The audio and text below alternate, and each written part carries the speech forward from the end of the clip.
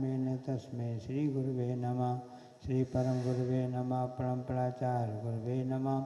सकल विध्वंसकम श्री श्याम परिवर्तकम धर्म संबंधकम भव्य जीवमना प्रतिबोधकारकमिदम शास्त्रम श्री रत्नकर्ण शापकाचार्य नामधेयम अस्य मूलग्रंथकर्ता राशि सर्वज्ञ देवा तत्र ग्रंथकर्ता राशि गणधर देवा प्रतिगणधर देवा तेषां आचार प्रवर श्री समन्तपद देव विरचितम मंगलम भगवान वीरो मंगलम गौतमो गणे मंगलम कुंद कुंदाद्यो जैनधर्मोस्तु मंगलम सर्वमंगल मांगल्यम सर्वकल्याणकारकम प्रधानम सर्वधर्माणां जैनम जयतु शासनम कोटिशतं द्वादशैव कोटो लक्षाणि शीतलद्युतिकानि चैव पंचाशदष्टोचसहस्रसंख्या मृतशतं पंचपदं नमामि अर्हन्तवासियत्तं गणहरदेवी गन्त्यं सम्मं प्रणमामि भक्तिजुतो सुदनानमभयं शिरसा इच्छामि वन्ते सुधभक्ति कौशको दशालुचिम् अंगोभंगपैडय पाउडय पर्यम्य सत्य प्रणमाम्य चूलियाचे विदधम्यकायं सारिचकालम् अंजिमी पूजिमी वंदामी नमं सामी दुख कौ कम कौ बोइलाओ सगै गणम समाय मरणम जिनगुण संपत्तियो मज्जम अपरानिक स्वाध्याय विलयम आचार भक्ति कायो सर्गम करो में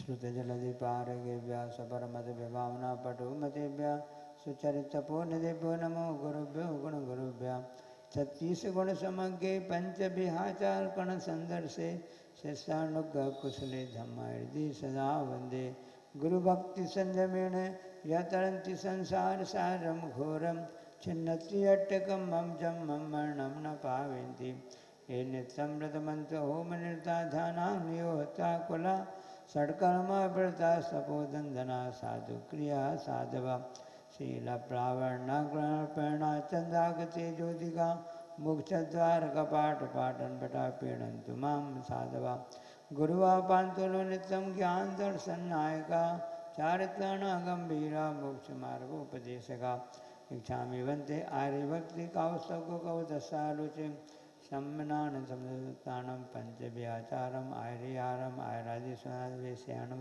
वज्रयाणम तिरुपारयाणम सबसावणम शांतिकालम मंचेमी पूजेमी वंदामी नमं सामी दुख कौ कम कौ बोइलाओ सुगणम समय मरणम जनगुण संपत्ति हो मज्जम नमः श्री वर्धमानाय निर्धूत कलिलात्मने सालोकानां त्रिलोकानां यद विद्या दर्पणायते नमस्तु नमस्तु नमस्तु। श्रावक के 12 व्रतों में जो 4 शिक्षा व्रत हैं उसमें बैयर वृत्ति का प्रसंग चल रहा है जिसमें नवदा भक्ति का फल और अल्पदान के भाव से क्या प्राप्ति होती है और दान के कौन कौन से भेद होते हैं ना औषधि शास्त्र अभय आहारा ऐसा। अब उन दानों में कौन प्रसिद्ध हुए हैं उनके नामों को हम यहाँ चर्चा करते हैं।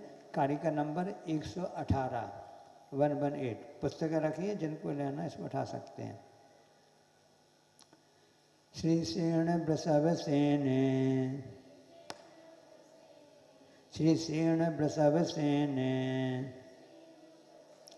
कौंडेसा शुकरश्च दृष्टान्तः कौंडेसा शुकरश्च दृष्टान्तः वैयाव्रतस्यैते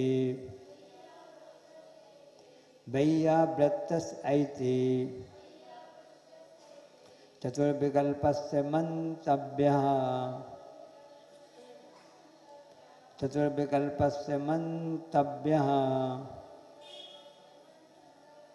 एक साथ पढ़ेंगे। श्रीसेन वृषभसेने कौंडेशा शुकरश्च दृष्टान्ता वैयाव्रतस् ऐते चतुर्विकल्पस्य मंतव्यः। श्रीसेन वृषभसेन है, जो श्रीसेन हुए हैं वो प्रसिद्ध हुए हैं। दूसरे नंबर पर वृषभ सेना, तीसरे नंबर पर कौंडेशा और चौथे नंबर पर शुकरः।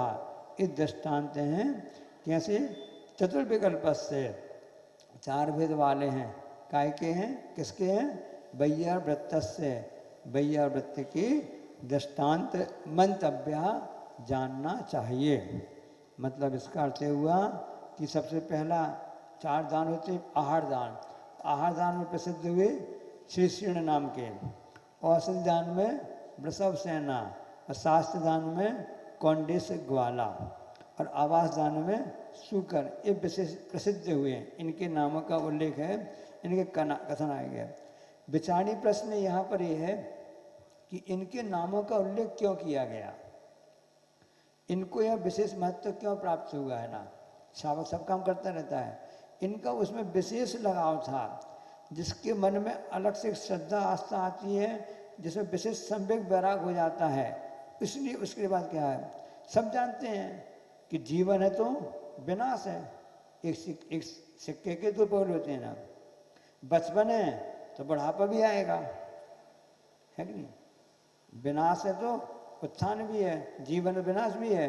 बचपन है तो बुढ़ापा भी आएगा। सब जानते हैं प्रातः भी है तो संध्या भी होगी। मुख बनो ना कि दोनों लाली हैं, लेकिन एक जगाने वाली और एक सुनाने वाली है। तो प्रातः भी है और उस हिसाब से संध्या भी है। यदि कहीं फूल खिला हुआ है तो उसको मुरझाना भी पड़ेगा।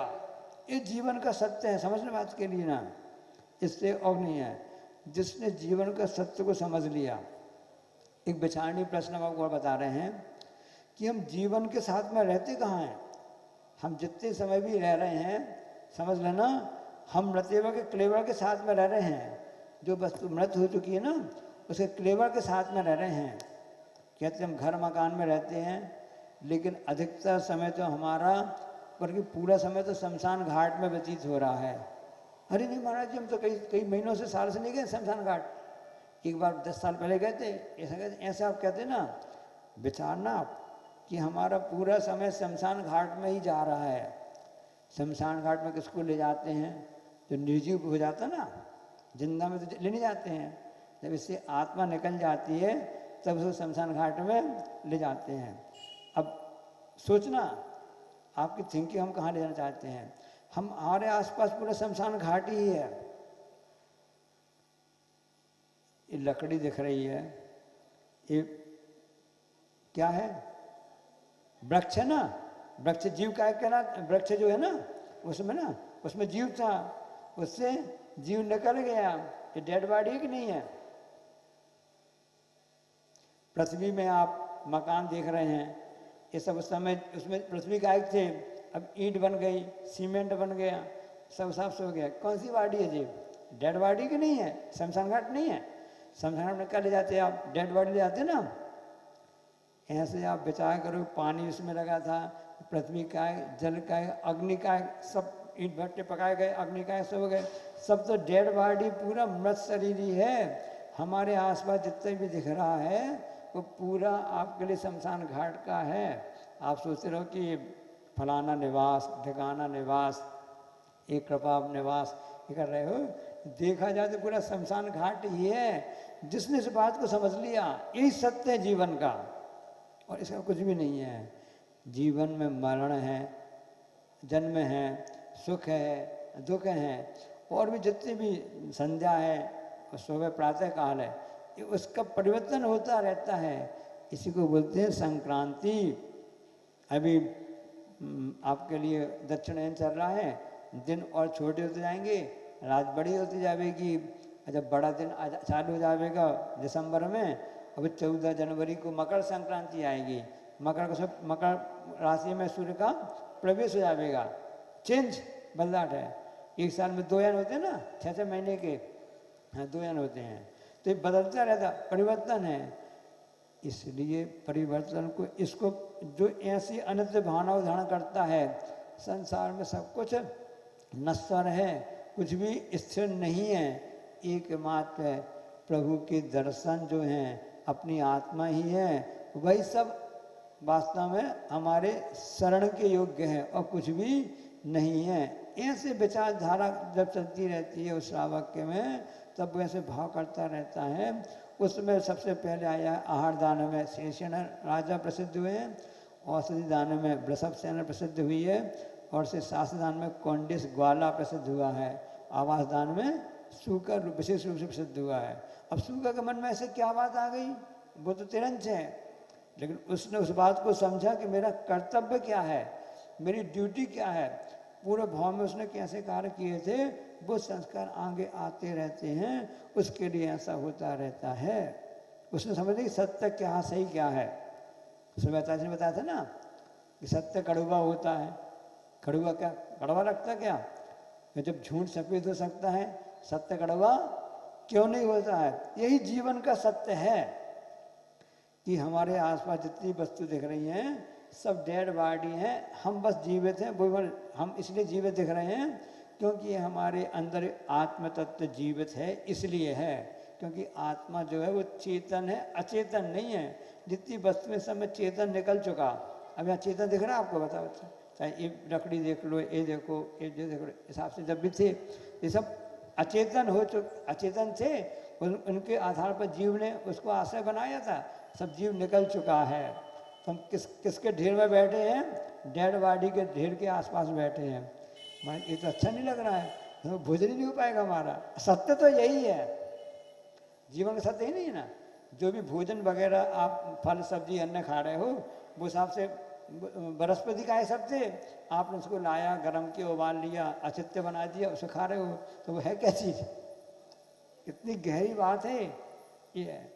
जी, इसका चिंतन जो करते रहोगे आपके लिए कभी भी आपको ऐसा नहीं लगेगा कि मैं संसार में संकल्प विकल्प हो रहे हैं, उनसे ऊपर उठ के आप आ जाओगे।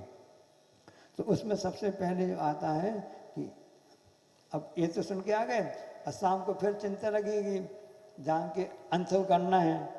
गुरुनाथा से बताया था ना कि वो साधु किस लिए पूजनीय है, क्योंकि साधु के लिए अंत की विकल्प नहीं रहता है, उनका उपास ही चलता रहता है। एक टाइम भोजन कर लिया, प्रत्याख्यान कर लिया, और हिसाब से जाता है। साहब कितने अच्छे होते हैं, हम आपको संस्मरण याद दिला दे रहे हैं। अमरकंटक की बात है, अतासी का आहार पड़गान हुआ था, वो अतासी के लिए आहार सब दे रहे थे। अब वहीं की छत्तीसगढ़ की जो एक दो माँ जी थी, कई साल से हमेशा चौकसर आती हैं। अब कहते अतासी अच्छे से आहार ले लीजिए, और अच्छे से आहार लीजिए, अमरकंटक है, यहाँ बहुत ठंडक रहता है, हमेशा हिल स्टेशन कहलाता है। आप भोजन अच्छे से ले लीजिए, पानी भी अच्छे से लीजिए। फिर पानी लिया, उनने बोला गुरुदेव अच्छे से पानी ले लीजिए, आहार ले लीजिए, कौन आपको अंसु करनी है। उनने कितने मतलब आत्मीयता से बोला गुरु जी से, कौन आपको अंसु करनी, शाम को भोजन करना नहीं है, इसलिए अभी अच्छे से आहार लीजिए, शाम का भी पूरा अच्छे से आहार ले लीजिए, क्योंकि यहाँ ठंड शीतलता बहुत रहती है, ठंड से लड़ने के लिए सब भोजन पानी भी अच्छा चाहिए, क्योंकि उसमें अग्नि खुल जाती है।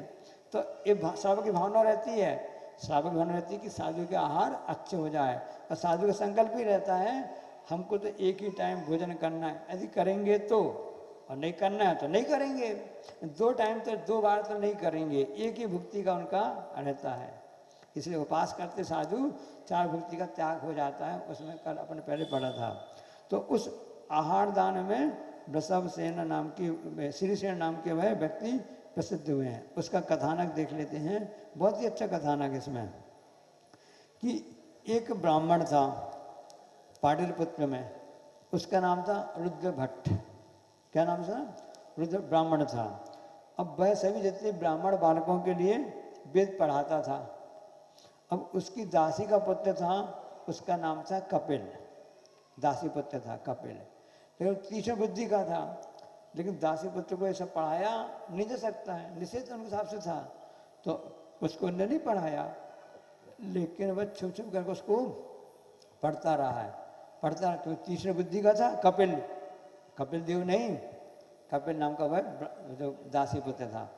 तो जब उसकी बुद्धि तीक्ष्ण थी, उसने सबको विषय को कैच कर लिया कई बार अपने घर में देखते हैं ना, घर में जो बहन पढ़ती रहती है, छोटा भाई सुनता रहता है, उसको याद हो जाते हैं। पाठशाला बच्चे जाते हैं ना, तो बड़े भैया बड़ी बहन विनती पढ़ती हैं, या 12 भावना या राजन छत्रपति कुछ पढ़ते रहते हैं, मेरी बहन पढ़ते रहते हैं, छोटे बच्चे को सुनते याद अच्छे दिमाग का होता है तो उसको सब याद हो गया। अब रुद्र भट्ट ब्राह्मण ने सोचा कि ये तो इसके योग्य है ही नहीं है, क्योंकि इसके पात्र नहीं है एक। तो उसने उसके लिए, भैया आप तो यहाँ पर नहीं रहना, उसको वहाँ से निकाल दिया। अब वो जो रुद्र जो मतलब वो था कपिल था, अब उसको ज्ञान तो हो गया था, उसने जनेऊ भी धारण कर लिया, ब्राह्मण भी बन गया, पूरे वेश धारण कर लिया, अपने आप को ब्राह्मण बताते हुए दूसरे गांव दूसरे देश पहुंच गया। मलय देश में जो था ना, रत्न संचयपुर पहुंच गया, वहाँ के राजा श्रीसेन थे। अब वहाँ पहुंच गया। अब हुआ ऐसा कि वहाँ पर एक ब्राह्मण रहता था जिसका नाम सात्यकी था, ब्राह्मण सत्य, उसकी बेटी थी, उसका नाम था सत्यभामा। श्री कृष्ण की सत्यभामा नहीं, ये तो सात्यकी ब्राह्मण था, उसकी बेटी का नाम था सत्यभामा। अब स्वाभाविक है, पिताजी लोग अपनी चिंता रहती, मेरी बेटी के हाथ अच्छी जगह पीले कर दें ताकि उसके लिए अच्छा वर मिल जाए। जब उसने देखा कि जो कपिल नाम का जो है ब्राह्मण कह रहा है ज्ञान सबको चाहिए ना, तो उसने उसके साथ शादी कर दी। अब शादी कर सब कुछ कर दी, वास्तव में ब्राह्मण तो था नहीं, मतलब उस भेष में एक प्रकार से था। जब उस सत्यभामा को पता चला कि रति के समय उसकी विष्ट जैसी क्रियाएं जो रहती है ना, एक एबनॉर्मल क्रिया उसकी है, समझ गया वो कि ब्राह्मण या अच्छे संस्कार वाला व्यक्ति नहीं है। अब क्या करें, अब धोखे में शादी तो हो जाती है, बहुत सी जगह ऐसा होता है ना आजकल, तो पता चलता नहीं है। अब वो पूना में पढ़ता था लड़का, सब देखा, सब कुछ किया, अच्छा आया, अच्छा बढ़िया सर्विस करता, क्या करता है, सर्विस करता है। बाद में पता चला अपने आप को तो जैन कहता था, और कुछ निकला और कुछ निकला।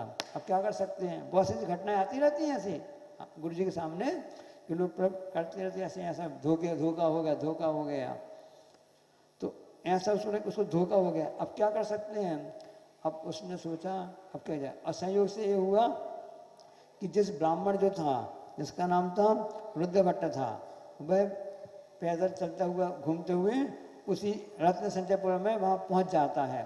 वहाँ पहुँच जाता है तो कपिल देख रहा, अरे इन्हीं से तो हमने ज्ञान प्राप्त किया था। तो वो एक्टिंग करता है, अरे पिताजी, मेरे पिताजी आइए आइए, मेरे तो पिताजी हैं। जबकि वो कपिल देव दासी पुत्र था, उनका पुत्र नहीं था। मेरे पिताजी हैं, अब सम्मान मिलता था, हाँ ठीक है, चलो भाई अच्छा है। वो भी वहाँ पर जा कर के रुक गए, बैठे सब कर गए।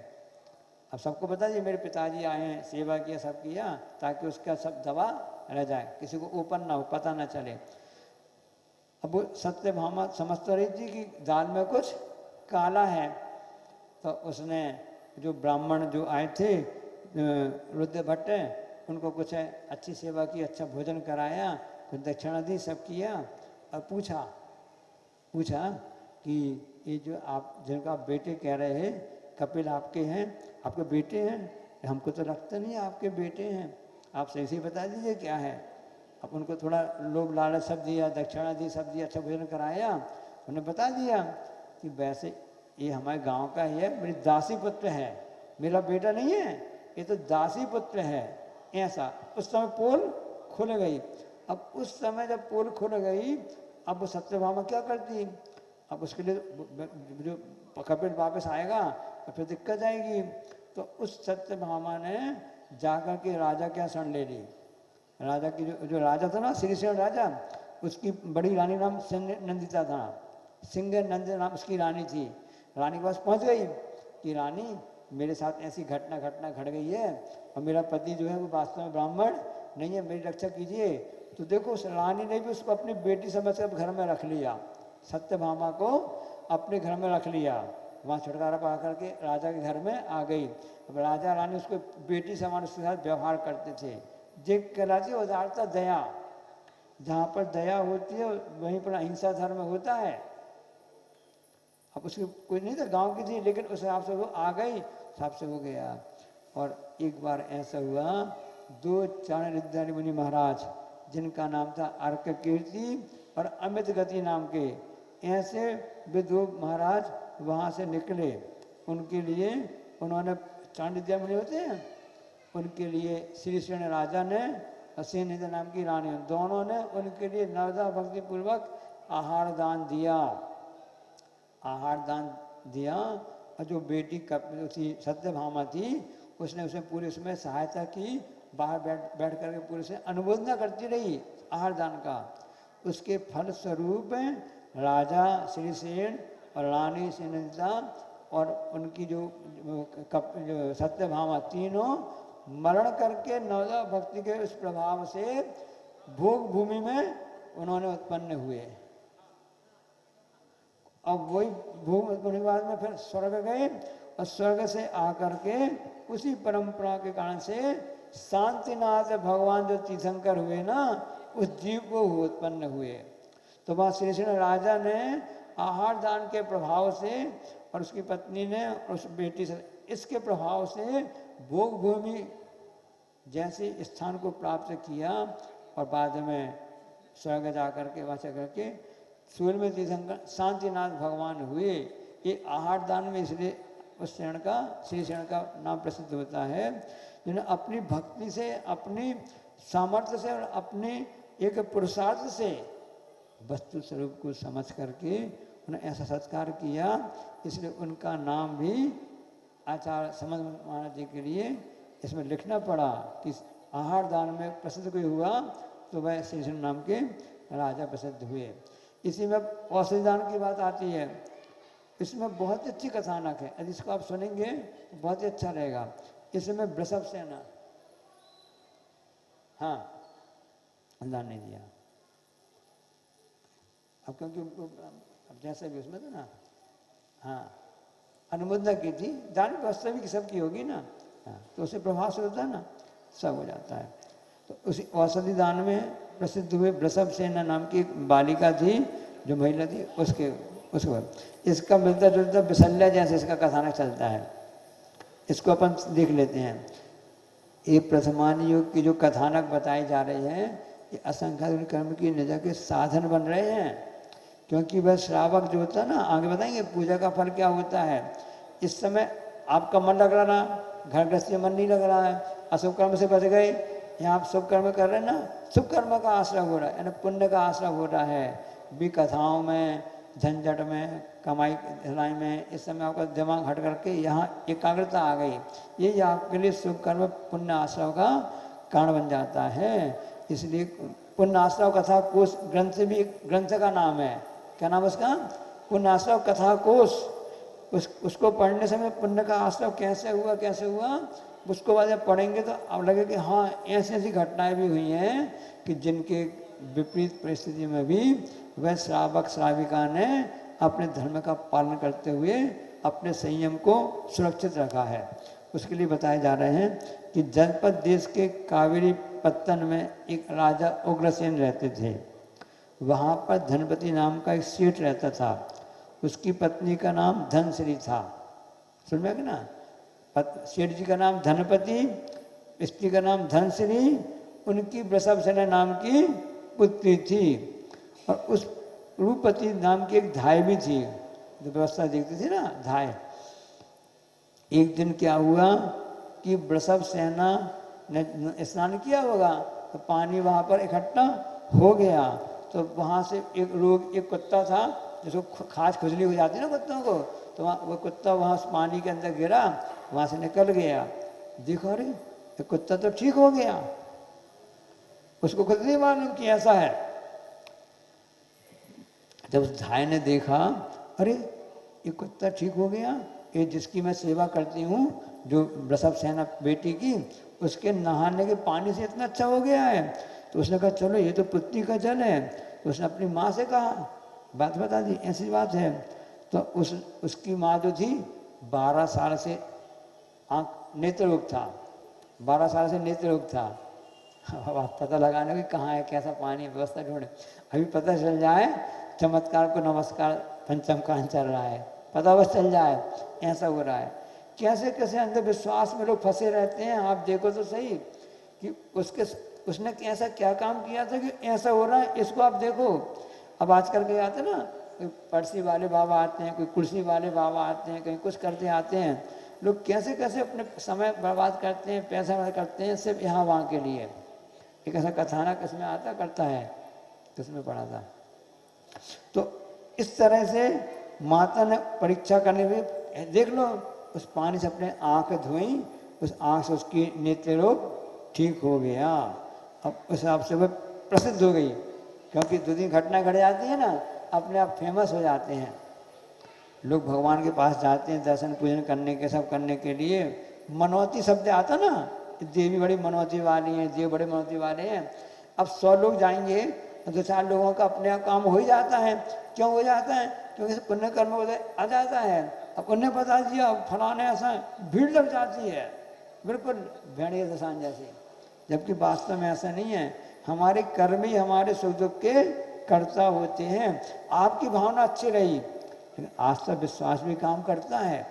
आप जैसे वैद्य के यहाँ जाते हैं, आपको उसकी दवाई कब लगेगी? जब आपको विश्वास रहेगा कि ये जो दवाई देंगे हम ठीक हो जाएंगे।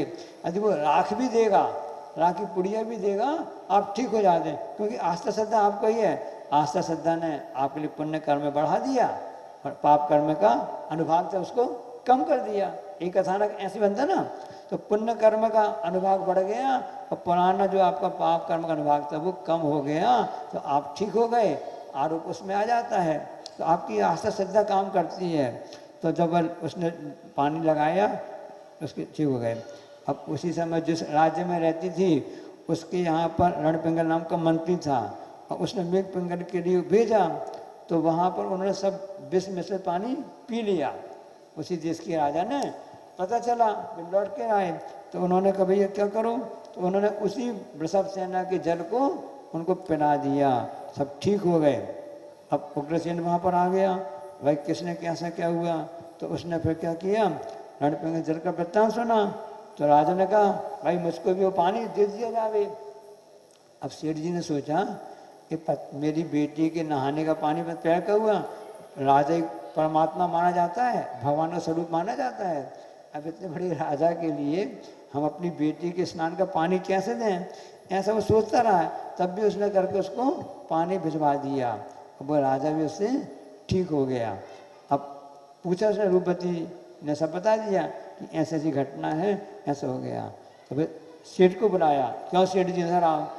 सेठ डरते डरते गया कि हमसे क्या गलती हो गई है, मेरी बेटी का ऐसा पानी है। तो उसने कहा कि भाई ऐसा करो कि अपनी बेटी की शादी मुझसे कर दो, है ना। तो फिर उस सेठ जी ने कहा क्या शर्त रखी, देखो आप अभी ऐसा होता है कि माँ ने देखा अच्छा लड़का है, बढ़िया लड़का है, जोड़ी अच्छी है, भलाई जैन कुल का ना हो, कमाता खाता है, अच्छी वो है, पैकेज अच्छा है, 20 लाख 50 लाख का है, कुछ नहीं होता है, वो जैन धर्म अपना लेगा, ये लोग आ जाता है।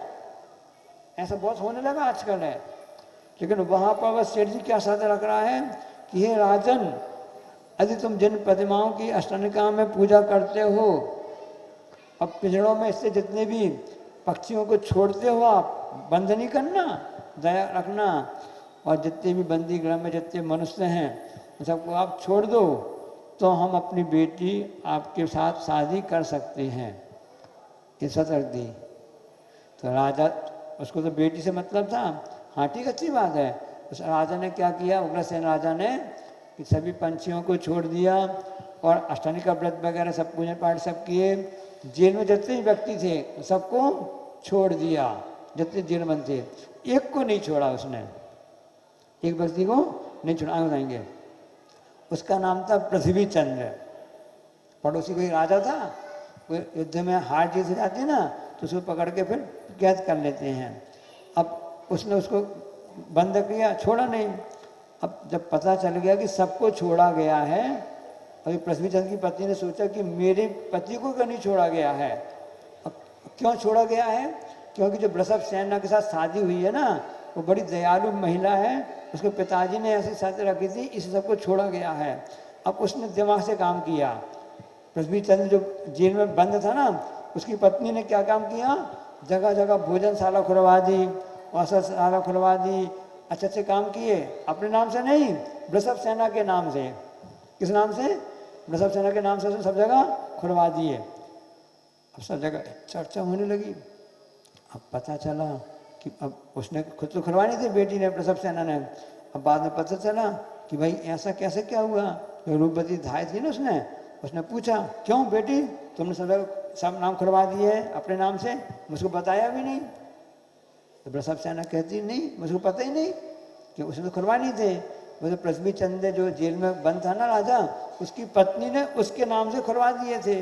जब नाम सब पता चला कैसा क्या है, तो फिर पता चला उसको, अरे फलानी रानी ने किया, उसको बुलवाया। क्यों किया? नहीं आप तो बहुत अच्छी दानशीलता वाली हैं, आप अच्छे सज्जन पुरुष हैं, सब हैं, मेरा पति भी आपके राज्य में कैद में है, छोड़ दीजिए। अच्छा ऐसी बात है। तो उसने फिर उसको पृथ्वी चंद को भी छुड़वा दिया। अब एक चित्रपट बनाया जिसमें कि वृषभ सेना हो गई, राजा उग्रसेन हो गए, और उसमें पृथ्वी चंद को ऐसा हाथ जोड़ते हुए बताया। जैसे आप लोग वहाँ गए होंगे ना, खजुराहो सब मूर्तियाँ बनी हुई हैं वहाँ पर, तो मंदिर के बाहर तो रामचंद्र जी हैं, सीता जी हैं, लक्ष्मण जी हैं, और हनुमान जी छोटे से बने हैं, रामचंद्र जी की उंगली पकड़े हुए हैं। आपने देखा होगा, मंदिर बने हुए सब लोग देखने आते हैं वहाँ पर। राम सीता लक्ष्मण हैं, नीचे हनुमान जी से छोटे से बने हुए, उंगली पकड़े हुए ना, ऐसा कि मैं आपका भक्त हूँ, आपका दास हूँ, ऐसा है। तो उस हिसाब से आपने देखा होगा पार्श्वनाथ मंदिर है ना जो खजुराहो में, प्राचीन मंदिर, उसमें बनी मूर्ति बनी हुई है। सभी 10 दिशाओं के जितने दिक्पाल होते हैं ना, उनकी मूर्ति बनी हुई है। ऐसा प्रत्येक दिशा कौन कौन वो मुख्य होता है ना, कुबेर की मूर्ति बनी हुई है, रति की, कामदेव, सबकी मूर्ति बनी है। उनको देखने के लिए पूरे विदेश से लोग आते हैं। अंदर तो पार्श्वनाथ भगवान का मंदिर है, पार्श्वनाथ भगवान की मूर्ति है, लेकिन बाहर जितने भी ऐसे मूर्ति बनी हुई है। तो जब वहाँ पर देखने के लिए आया तो उसने क्या किया भाई कि जो पृथ्वी चंद था ना, उसने आपको दास बना दिया, राजा और वृषभ सेना को ऐसा बना करके उसने सब चित्र ऐसे बनवा दिए। अब वृषभ उसने कहा कि हे देवी, आपकी कृपा से मैं मुक्त हुआ हूँ, जेल से मुक्त हूँ, इसलिए मेरा जन्म सफल हो गया है। उग्रसेन ने उसे सम्मान कर दिया, अच्छा कर दिया, और उसको भेज दिया। ठीक है, पास में मेघपिंगल रहता है, मेघपिंगल नाम के राजा मेरा पहचान का रहता है, तुम उसके यहाँ जाकर सामंत बन जाओ। साहब से होने लगा। अब उग्रसेन ने एक और व्यवस्था कर दी कि जो भी हमारे यहाँ पर समर्पण राजा भेंट करने आते ना, जैसे आपने देखा होगा पंचकल्याणक में, दीक्षा कल्याणक के दिन आदिनाथ महाराज का दरबार लगा रहता है, और जितने भी 32,000 मुकुटबद्ध राजा आते हैं सब उनको भेंट दे आते हैं। तो उस राजा उग्रसेन ने व्यवस्था कर दी कि हमें जो भी भेंट आएगी, आधी भेंट अपनी पत्नी को दे देंगे वृषभ सेना को, और आधी अपना जो मधुपिंगल है ना, मेघपिंगल, उसको दे दिया करेंगे। एक बार 2 रत्न कंबल आए, रत्नों के कंबल आते ना, तो उसने एक अपनी पत्नी वृषभ सेना के लिए दे दिया, और एक कंबल दे दिया किसके लिए, मेघपिंगल के लिए दे दिया। अब उन्हीं का सामंत था, उन्हीं के अंडर में, उन्हीं का दोस्त मित्र जैसा था, वो राजा का दे दिया गया। अब एक दिन क्या हुआ कि मेघपिंगल की जो रानी विजया थी, तो वो सब नाम लिख के भेज देते, जो भी राजा होते ना, वो अपनी मुहर लगा के दे देते हैं। सब में नाम होना चाहिए ना, जैसे आप पंखा दान दोगे, अपना नाम लिख के भेजोगे। आपने टाइल्स लगाई, फर्श लगाया, नीचे नाम लिखोगे, फलाने चंद ढिकाने चंद, है ना। दरवाजा कमरा बनवाया, उसमें आप नाम लिखोगे, कमरा निर्माण इनकी तरफ से, ऐसा करते हो। तो ऐसा वो राजा अपने हिसाब से संभाल करके उनके लिए दे देता था। अब उस समय क्या हुआ कि वो रानी विजया, जो उसकी मेघपिंगल की जो पत्नी थी विजया, वो उस कंबल को उड़ करके यहाँ पर आई, और यहाँ पर धोखा से दोनों रखे सामान रहते ना, जैसे आप लोग पानी की बाटल लाते हैं, इसकी उड़ा वो ले गए, थैला लग्जरी का एक सा बैग रहता है, इसका अपना बैग उठा के ले गए, अपना छोड़ गए, अपना समझ करके दूसरे को उठा करके ले जाते हैं। उसी प्रकार से दुर्भाग्य से घटना घट गई कि वो जिस कंबल को उड़ कर आई थी वो तो छोड़ गई, धोखे में दोनों एक से थे, तो दूसरा कंबल उड़ करके वहाँ चली गई। मेघपिंगल की पत्नी विजया थी रानी, वो चली गई।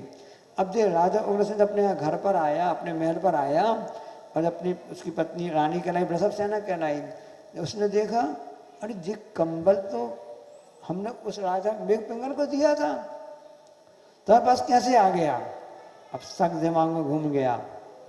मतलब इस दिमाग में बैठ गए उसके बाद कि यहाँ मेघ पिंगल आया होगा, मेघ पिंगल के संबंध मेरी रानी वृषभ सेना के साथ में है। अब उसने उसके लिए दिमाग में आ गया, तो उसने क्या कर दिया कि उसके लिए बोल दिया इसको समुद्र में फेंकवा दो। जिस पत्नी को इतना प्रेम करता था, समुद्र में फेंकवाने का आदेश दे दिया राजा ने। इसलिए जल्दबाजी में कोई काम नहीं करना चाहिए, पूछताछ कर लेना चाहिए कि ऐसा क्या घटना घटी है ना। उसके लिए पंक्ति ऐसी आती है ना कि यदि बातचीत स्पष्ट कोई बात कहने धरने से ना उसका सही फैसला हो जाता है। यदि कोई बातचीत हो गई हो तो उसकी पूछताछ करके उसको सही कर लो, सही फैसला हो जाता है।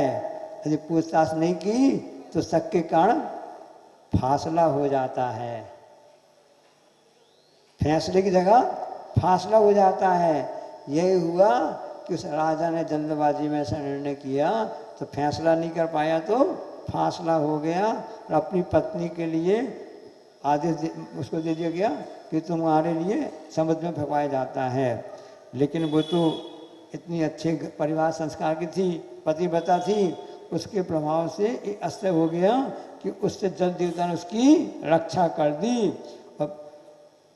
पश्चाताप हुआ राजा को। कौन से राजा को? उग्रसेन को। कहा कि नहीं अब चलो वापस घर चलो। तो उसने उस समय वो वापस राजा ने पूछा, एक अवधिकारी महाराज जी मिल गए, और महाराज जी का नाम था गुणधर महाराज। गुणधर महाराज जी को वहाँ पे महाराज जी मिल गए। वृषभ सेना ने प्रश्न पूछा, नमस्कार किया कि मेरा ऐसा क्या कारण था कि ऐसा ऐसा होता था और ऐसा हो गया। तब गुणधर महाराज ने बहुत अच्छी बात बताई, उस वृषभ सेना के पूर्व बताए, बहुत ही मार्मिक है, नोट करने लायक है, ध्यान से सुनना। महाराज ने कहा तू पूर्व भाव में इसी नगर में नागश्री नाम की ब्राह्मण की पुत्री थी। किस नाम की? नागश्री नाम की पुत्री थी। और राजा ने कहा कि देव मंदिर में दर्शन के लिए आ रहा हूँ, तो वहाँ पर सफाई का काम करती थी। उस मंदिर में एक मुनिदत्त नाम के महाराज जी अपने ध्यान में बैठे थे। अब नागश्री वहाँ सफाई करती थी। उसने बोला महाराज जी आप बाजू में हो जाओ, राजा दर्शन के लिए आ रहा है, हम सब सफाई झाड़ू लगाना है, चटाई पे सब करना, हो जाओ। हमारे से ध्यान में बैठे थे, कुछ सुना ही नहीं।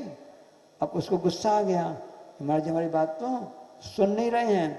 और उसने क्या किया, जितना भी कचरा कूड़ा जितना भी था मंदिर का सब वैसा करके और महाराज जी के ऊपर ढांक दिया, पूरा कचरा कूड़ा से उनको ढांक दिया। अब जब राजा वहाँ पे दर्शन करने के लिए आए, अब ढांकने से थोड़ी ना सांस चली जाएगी, सांस चलता रहेगा। जब हम सो भी जाते हैं तब भी हमारे अवयव काम करते रहते हैं, चाहे फेफड़ा हो, चाहे लीवर हो, चाहे कुछ भी हो, कुछ फर्क नहीं पड़ता है। अब हमारे ध्यान में बैठे हैं तब भी श्वास तो चलती रहती है। उस श्वास चलने से, ऊपर नीचे होने से उसमें स्पंदन दिखाई दे रहा था। तो राजन ने देखा यहाँ कुछ गड़बड़, क्या ऐसा क्या हो रहा है। तो राजन, अरे भाई हटाओ क्या क्या है। तो राजन उस समय आया, कटक का राजा आया था, कटक का राजा वहाँ दर्शन मंदिर दर्शन करने आया था। तो उसने उस स्थान को जब देखा तो वहाँ देखो तो महाराज जी निकले वहाँ पर। तब महाराज जी कह रहे हैं गुणधर कि हे वृषभ सेना, जो पूर्ववंतु नागश्री थी ना, उस समय तुमने आत्मनिंदा की। मैंने बहुत बड़ा अनर्थ कर डाला, मैं इसके पाप से कैसे अपने आप को बचाऊं। मैं अपनी निंदा, गर्धा, आलोचना करता हूँ। ऐसे उसके प्राश्चित उसके मन में भाव, पश्चाताप के भाव उसके मन में आने लगे।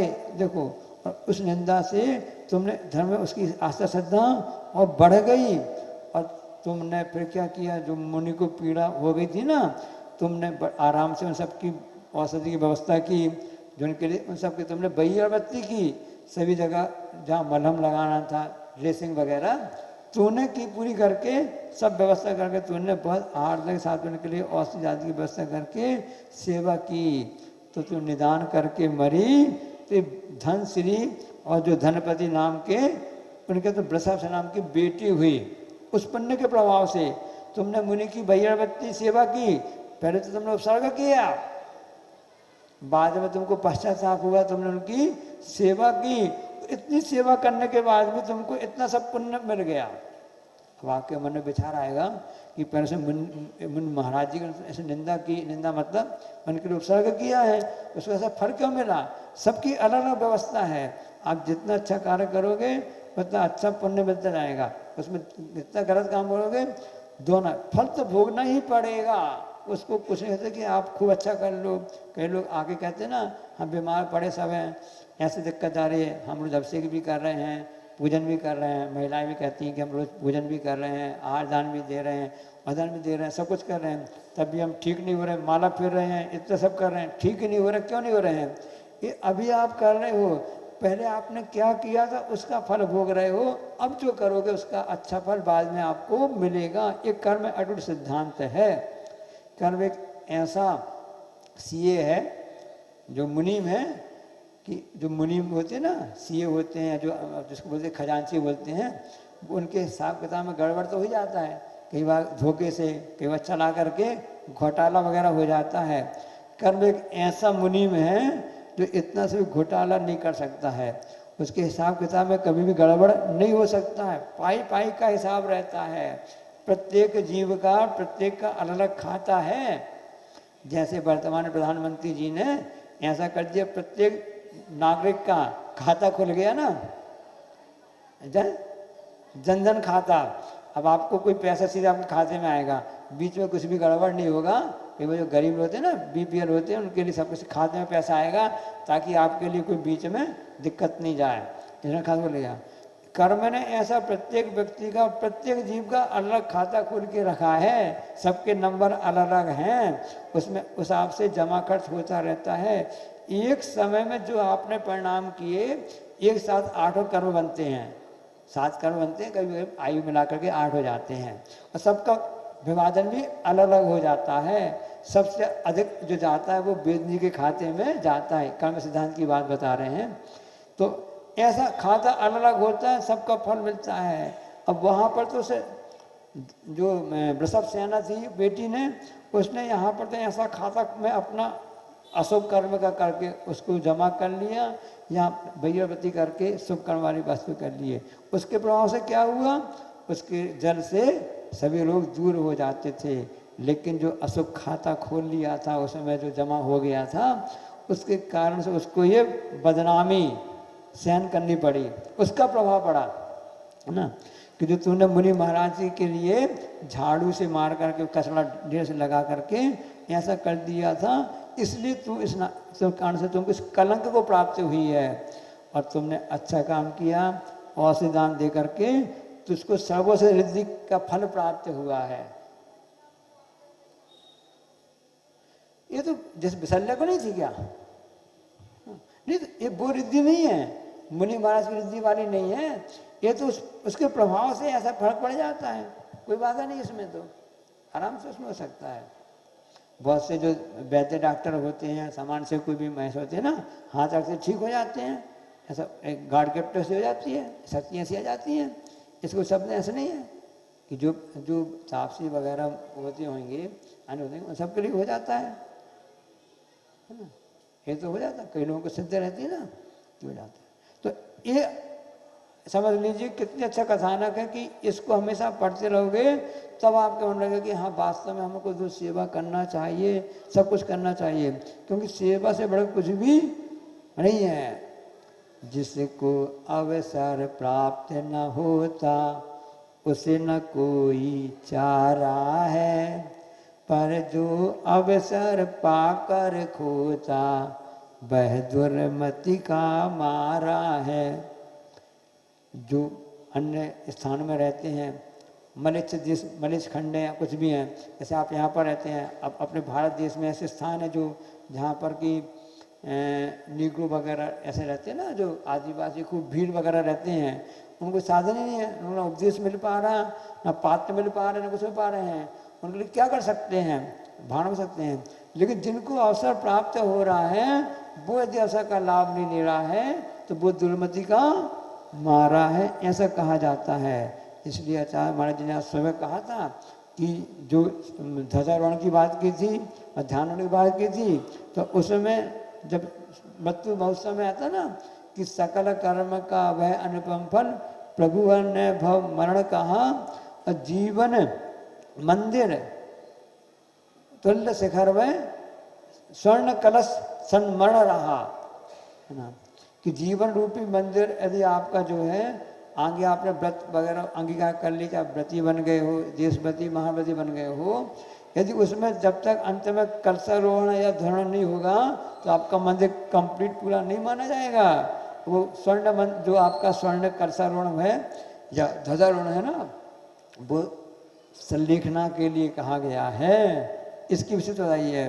तो जब ऐसी भावना आते हैं तब कहीं जाकर के संलेखना हो पाती है, जब जीव दया के परिणाम होते हैं तब कहीं जाकर के ऐसी बात हो पाती है।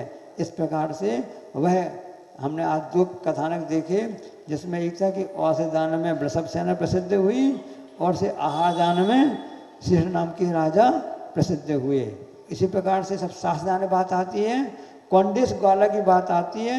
वो ग्वाला था पूरे, अब वो गाय चराने जाता था, लेकिन पूरे जंगल में आग लग गई, पूरे पेड़ जल के खाक हो गए, एक पेड़ में आग नहीं लगी, वो हरा भरा था, अश्चर्य हो गया। कोई जादू है? हाँ, ये जादू तो कहलाता है, अश्चर्य होते नहीं होते ना, कैसे हो गया? कोई चमत्कार नहीं है ये। क्योंकि जब उसने जाके देखा कि वहाँ पर तो उस कोटर के अंदर, पेड़ के अंदर कोई शास्त्र पुस्तक रखी हुई है। आहा, ग्वाला बिना पढ़ा लिखा रहता है, जानता समझता नहीं है, और उसको लेकर के आ गया। और इसके प्रभाव से जानता नहीं कुछ भी, जनवाणी का कहलाती है। इस वस्तु के प्रभाव से ऐसा हुआ कि वृक्ष बच गया। बहुत महत्वपूर्ण वस्तु है, संभाल के रखा रहा, प्रणाम नमस्तु सब करता रहा, उसको पूरा सम्मान रख के आदर देता रहा।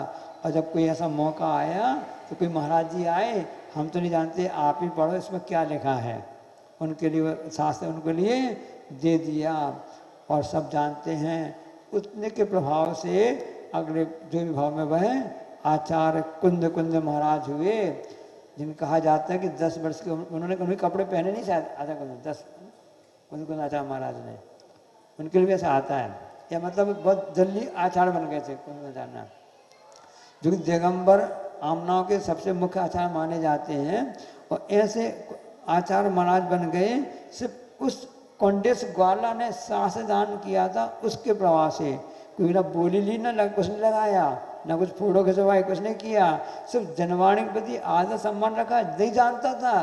उसके प्रभाव पड़ा कि ऐसा शुद्ध ज्ञान का उसको फल मिल प्राप्त हो गया, स्वयं अपने आप में ऐसा प्राप्त हुआ कि समय सार, नियम सार, पंचास्तिकाएँ, अष्टपौर, ऐसे महान आध्यात्मिक ग्रंथों को लेकर के ऐसे आचार्य महाराज जी बने हैं, जिनके नाम को लेकर हम सभी बड़े प्रसन्न होते हैं। कई लोगों को पद्मनंद जी महाराज उनका नाम आता है, आचार्य पद्मनंद जी भी दोनों हिसाब से आते हैं। इस प्रकार से ये तीनों आपके लिए में प्रसिद्ध हुए। और चौथे में जो आवास दान में है, उसकी कथा सबको मालूम है। एक दिन आचार्य महाराज जी ने यही सिरपुर में रविवार के लिए कथा बताई थी कि वो सूकर सिंह थे, पहले वो देवल और धमिल नाम के वो व्यक्ति थे, उन्होंने आवास वगैरह बनाया, संत निवास बनाया। कि वहाँ महाराज जी आके रुक गए, दूसरे साधु भी आके रुक रहे थे, लेकिन उसने जो धमिल था ना, उसने बोला नहीं, यहाँ पर तो हमारे बाबा जी रुकेंगे। लड़ाई झगड़ा हुआ, सब हुआ, दोनों मर गए, एक सूकर बना, एक शेर बना। वे मुनि महाराज उस समय जंगल में गुफा में समा के बैठे थे, और उस समय वो शेर ने सोचा अच्छा मौका है, आज तो मेरा अच्छी व्यवस्था हो गई है। सूकर ने देखा, अरे यहाँ महाराज ध्यान में बैठे हैं और ये शेर उनके पर आक्रमण करना चाहता है। अब दोनों ने अभिप्राय, दोनों लड़ने लगे, दोनों का इंटेंशन अलग अलग था। एक मुनि महाराज को बचाने के चक्कर में था, और एक मुनि महाराज को खाने के चक्कर में था। लड़ाई होती है, दोनों जंगली पशु कहलाते हैं, दोनों के पास पहने अपने नख है, दांत होते हैं, और आक्रमण किया, दोनों डुआन हो गए, दोनों मर गए। महाराज की रक्षा तो हो गई, लेकिन इंटेंशन शुगर का अच्छा था, बचाने के भाव थे, दया के परिणाम थे, तो मरकर वह स्वर्ग में जाता है। और शेर जो है उसके खाने के भाव थे, नुकसान पहुंचाने के भाव नहीं थे, हिंसा के परिणाम थे, उस प्रभाव से वह मर के नरक जाता है। ऐसे 4 प्रकार के दानों में अलग अलग प्रकार के हिसाब से ये 4 आपने कथानक सुने। कितना अच्छा आपको लग रहा होगा ना, हमको तो बहुत ही आनंद आता है ऐसे कथानक सुनने से। महाराज जी हम सुन चुके हैं, नई बात सुना। आचार्य श्री कहते हैं कि इनको बार बार पढ़ो, बार बार करो, क्योंकि इसी का नाम भावना कहलाती है, अनुप्रेक्षा कहलाती है। बार बार चिंतन करने से अपने परिणाम निर्मल हो जाते हैं। बस आत्म के ऐसे विषय कसाए, इनमें मेरी पंडित न जाए, इतनी देख ले अपने कोई परिणाम कसाई के लिए तरफ नहीं गए, ना ही विषय की ओर गए। एकमात्र अपने आस्था श्रद्धा के साथ में प्रभु भक्ति, गुरु भक्ति और 4 दानों में उनके प्रति गए, यही इसका परिणाम होता है। इसकी हिंदी पढ़ लेते हैं।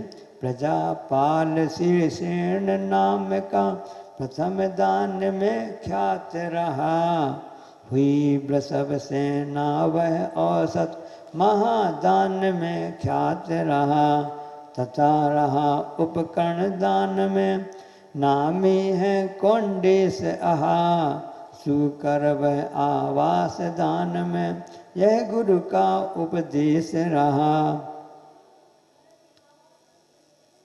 आवास दान जो कह रहा था, अभय दान, दोनों एक ही उसमें आ जाते हैं। इस ग्रंथ में आचार्य महाराज जी ने उसके लिए कि भैया बच्ची के 4 प्रकार होते हैं ना, तो उसमें आचार्य महाराज जी ने उसके लिए आवास दान कहा है, उसी के लिए अभय दान भी आ जाता है, दोनों आ जाते हैं। जैसे उपकरण दान में आ जाता है, भैया बच्ची 4 भेज हैं। इस प्रकार से व्यापक दृष्टिकोण होता है। समझ में आगे कि नहीं आगे कि नहीं ना? हमने उसे हवा नहीं खाई है चल के। उन लोग, एक व्यक्ति ने कहा, अरे भाई आज आपका तो जन्मदिन है, कुछ खिलाओ भाई, हैं? आज आपका जन्मदिन है, कुछ खिलाओ भाई। तो उसने कहा हाँ चलो हमारे साथ चलो, अच्छी बढ़िया मौसम बहुत अच्छा है, लुहावना है, ठंडी ठंडी हवा चल रही है, आप अपन लोग चल के हवा खा के आते हैं। हम चल करके हवा खा के आते हैं। ऐसा नहीं समझना कि महाराज ने आपको हवा खिला दी है, ये तो हमने आपके सामने गुरु महाराज की बात रखी है। ये ऐसी हवा नहीं है, ये ऐसी वास्तव में भोजन है, ऐसा आहार है कि इनकी कथा पढ़ने से हमारी असंग कर्म की निर्जरा हो गई है। इससे सबका अच्छा लगने लग रहा है, कितना मन अच्छा लग रहा है, प्रफुल्लित हो गया है कि धन्य है कि ऐसे गुरु महाराज जिन्होंने गाथाएं लिखी हैं, इनका नाम बताया है, उनकी कथानक पढ़ने सुनने का हमको अवसर प्राप्त हो रहा है। अब अरहत पूजा में बड़ी बत्ती में अंतर्भाव कैसे होता है उसको बताते हैं। समय आपका हो गया ना? हाँ, इतना ही रहने दें, गाथा कर लेते हैं। देवा कार्य का नंबर 119। देवादिदेव चरणे, देवादिदेव चरणे परिचरणम सर्व दुख निर्हरणम, परिचरणम सर्व दुख निर्हरणम, कामद्वी कामदाहिनी, कामद्वी कामदाहिनी, परिचिनु यादाद्वतो नित्यम, परिचिनु यादाद्वतो नित्यम। एक साथ पढ़ लेंगे। देवादिदेव चरणे परिचरणम सर्व दुख निर्हरणम, कामद्वी कामदाहिनी, परिचिनु यादाद्वतो नित्यम। आज तक श्रावक को आदर्श युक्त होकर नित्यम प्रतिदिन कामद्वी मनोरथ को पूर्ण करने वाले और कामदाहिनी काम को भस्म करने वाले देवादि देव चरणे अनंत देवों की चरणों में सर्व दुख निर्हरणम, सर्व दुखों को दूर करने वाली परिचरणम पूजा परिचय करना चाहिए। यदि आप दुख से छुटकारा पाना चाहते हो और काम को नष्ट करना चाहते हो, अपने मन सिद्ध करना चाहते हो, तो प्रतिदिन श्रावक का कर्तव्य है कि भगवान की पूजन करे। पूजा मतलब से नहीं, बहुत से प्रकार होते हैं, और इस हिसाब से ना देव की पूजन करे। जिसने राग देश का मालिक जीते सब जग जान लिया, सब जीवों को मोक्ष मार्ग का निष्प्रभ उपदेश दिया। ये तो देव का स्वरूप आ गया। अब उस देव की आराधना में जैसे गुरु महाराज लगे हैं ऐसी जनवाणी लगी है। इसलिए पूजन में सबसे पहले पूजन होती है, देव शास्त्र गुरु की पूजन होती है ना। देव शास्त्र गुरु को ध्याऊं विद्यमान से 20 शंकर सिद्ध प्रभु के गुण गाऊं, ये पूजन कहलाती है। जिस व्यक्ति ने सब काम को छोड़ करके पहले पूजन को महत्व दिया उसे सब काम में प्राथमिकता रहेगी। आप लोग करके देख लेना, प्रयास करके देख लेना। हम क्या करते हैं, हमने साथ में होता ना, पूरे घर का काम समेट लेंगे, दुकान काम समेट लेंगे, सब कुछ कर लेंगे, कौन भगवान भागे जा रहे हैं। वहाँ तो मंदिर बैठे हैं, आराम से 9 बजे 10 बजे 11 बजे आराम से जाएंगे, सब कार्य करके निपटा के जाएंगे, पूजन कर जाएंगे ना। अब ये बताओ, आपने ऐसे 3 लोग के नाथ की भगवान की पूजन को सेकेंडरी में रखा है। भगवान भी कलाकार है, कम थोड़ी ना है। वे कहते बेटा तुम जब हमको सेकंड में काम कर रहे हो, बाद में हमसे मनौती मांगने आ रहे हो, हम आपका सब काम बाद में रखेंगे, प्राथमिकता नहीं देंगे। ये मैं कह रहा हूँ, बीता भवन ऐसे होते नहीं हैं। हमारी भक्ति जैसी होती है वैसा ही होता है। सुबह आप अच्छे भाव उठेंगे, आप कोई बातचीत नहीं होगी, नहीं पहले मोबाइल देखो, सर्च करो कौन सी चीज़ क्या आई है, पहले पेपर पढ़ो क्या आया कैसा आया। अब आपका दिमाग यहाँ सब उलझ गया, आगे पढ़ना विशुद्धता कहाँ ही है। सबसे पहले इसलिए आपने सबको छोड़ करके अपने निवृत्त होकर के पहले भगवान पूजन आप करोगे, आपका मन प्रफुल्ल। आप करके देखो ना।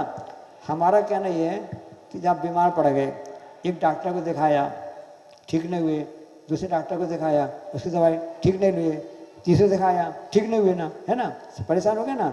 अब हमारे पास आप आए हो, जिनवाणी की शरण में आए हो ना, ये निःशुल्क हम आपको व्यवस्था दे रहे हैं, कोई चार्ज भी नहीं ले रहे हैं, फीस कुछ भी फीस नहीं ले रहे हैं। आप सब जगह आपने सब कर लिया, ठीक नहीं हो रहे हैं, अब एक ये वाली दवाई और लेकर देखो। आप सब सबसे काम छोड़ करके आप भगवान पूजन करना चालू कर दो, सब काम पूर्ण कर दो, है ना। आपका स्वास्थ्य भी ठीक हो जाएगा, आपकी जो परेशानी है, क्योंकि जब मानसिक मन अच्छा रहेगा तो घर में परेशानी शारीरिक भी होती है, मानसिक भी होती हैं, आर्थिक भी होती हैं, सामाजिक भी होती हैं, सब धीरे धीरे ठीक हो जाएंगी। क्योंकि आपको पुण्य कर्म का अनुभाग बढ़ता जाएगा और पाप कर्म का अनुभाग घटता जाएगा। इसलिए इस ढंग से आप करते रहो। ये पूजन कहलाती है, कर्म ही पूजन है। लोकमान्य तिलक जब अपने सब काम करते रहे, उनसे पूछा, अरे आप तो लोकमान्य तिलक हो, 12वें तिलक हो, ऐसा पूछा गया, और आप तो अच्छे ब्राह्मण मानते हो, आपने दिन भर से पूजन नहीं की। उन्होंने कहा कि मैं एक कर्तव्य तो कर रहा हूँ, मैं राष्ट्र की सेवा कर रहा हूँ, ये तो मेरी पूजा है। क्योंकि वह कथानक राष्ट्र के हिसाब से हम आपको बताना चाहते थे, यहाँ श्रावक की चर्चा चली, इसलिए आपको बताना चाह रहे हैं कि अपना कर्तव्य पहले ही होता है। यदि आपने भगवान पूजन कर ली, सब प्रकार के दान उसमें समाहित हो जाते हैं। ये विशेष रूप से उसका कहना है। इसकी हिंदी पढ़ लेते हैं, कर इसको और विषय को खोलें आप चाहें तो इसको खोल लेंगे। देवों से भी पूज्य देव जिनके स्वरपति दासक हैं, प्रभु पद पंकज काम धेनु हैं, काम भाव का नाशक हैं। सविनय सादर जिन पद पूजन, बुद्ध जन प्रतिजन करे अतः, सब दुख मिटता मिलता निज सुख, क्रमशः शिव को बरे स्वतः। प्रतिदिन करना, गैप नहीं करना।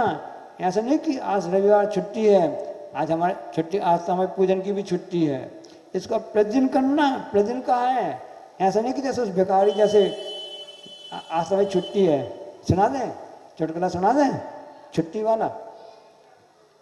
इस व्यक्ति ने कहा, अरे तुम तो कल वहाँ पर अंधे होकर के भीख मांग रहे थे, तुम वहाँ अंधे थे तो वहाँ पर भीख मांग रहे थे, मैं तुम्हें सामने से निकला था, तुमको भीख में दी थी, और तुम्हारी आंखें तो अच्छी हैं, और तुमने ऐसा क्यों किया। उसने कहा, बाबूजी आज संडे है, छुट्टी का दिन है, आज मेरा कामकाज से मेरी छुट्टी है, आज मेरा व्यापार नहीं चलेगा। उसने जवाब दिया, ऐसा हमको नहीं करना है कि बस आलस से छोड़ करके प्रतिदिन भगवान की पूजन करना है। करोड़ों काम छोड़ करके सबसे पहले पूजन करो। ये सिद्धांत यदि आप अपनाओगे तो आपके जीवन में बरकत होगा, आपका पुण्य फलेगा और आगे आपके लिए हर चीज़ की प्राप्ति होगी, क्योंकि आपके परिणाम अच्छे हो जाएंगे और आपका असाता भी साता में बदल जाएगी। बस अपने सम्यक दर्शन आस्था श्रद्धा को मजबूत रखने की बात है। पूजा चाहे द्रव्य पूजा करो या भाव पूजा करो, आगे उसको हम कल बता देंगे। जाओ वाणी के ज्ञान थे सूझे लोकालोक सुवाणी।